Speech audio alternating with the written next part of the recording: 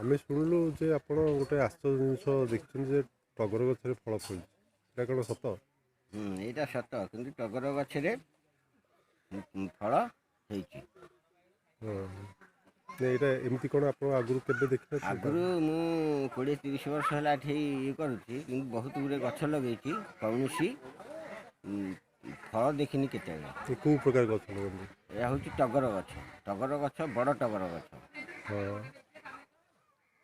ମାନେ ବଡ଼, ୟାର ଟିକେ ପତର ଆଉ କ'ଣ, ଫୁଲଟା ଟିକେ ମୋଟା ଫୁଲ। ଏ ଗଛରେ ଫଳ ହେବାରେ ଆପଣଙ୍କୁ କ'ଣ ସଂକେତ ମିଳୁଛି? ମାନେ ଏ ଗଛରେ କ'ଣ ଆଗରୁ କେବେ ଫଳ ହୁଏନି? ଆଗରୁ ଫଳ ହେଇନି, ବହୁତ ଗଛ ଲଗେଇଛି କିନ୍ତୁ ଫଳ ହେଇନି। କିନ୍ତୁ କଳି ଯୁଗରେ ଏଇସବୁ ଓଲଟା ହେଉଛି, ଫଳ ହେଇଛି ଟଗର ଗଛରେ ଆଉ କ'ଣ। ଆଚ୍ଛା, ତେବେ ଆମେ ଟିକେ ଦେଖେଇବା ସେଇଟା ଫୁଲ ଫଳ ତାର ଦେଖେଇବା ଟିକେ। ହଁ, ଫୁଲ ଫଳ ଦେଖନ୍ତୁ।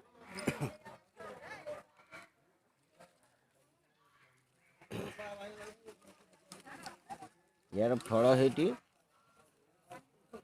ଫୁଲ ବି। ସେ ଗୋଟେ ଜାଗାରେ ହେଇଛି ନା ଅନ୍ୟ କେଉଁ ଜାଗାରେ ଏ ଗଛରେ ହେଇଛି? ନାଇଁ, ଆହୁରି ବହୁତ ଜାଗାରେ ସବୁ ହେଇଛି। ଏଇଠି ଏଠି ବି ହେଇଛି।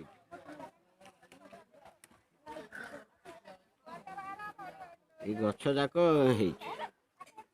ଏଠି ବି ହେଇଛି। ଏଠି ହେଇଛି, ଏଠି ହେଇଛି।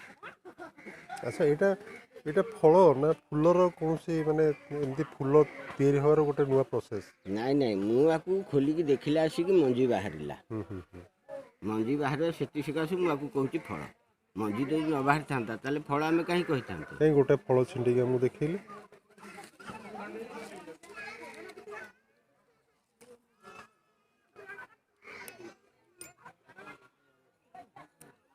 ଦେଖନ୍ତୁ ଆଜ୍ଞା, ୟାର ମଞ୍ଜି ବାହାରୁଛି, ଦେଖନ୍ତୁ।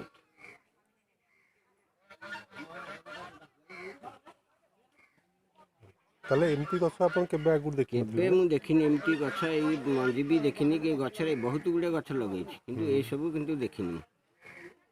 ଆଚ୍ଛା, ଠିକ୍ ଅଛି, ଏଇଟା ଆମେ ଆମ ଦର୍ଶକମାନଙ୍କୁ ଦେଖେଇବା, ଦର୍ଶକଙ୍କ ମତାମତକୁ ଅପେକ୍ଷା କରିବା।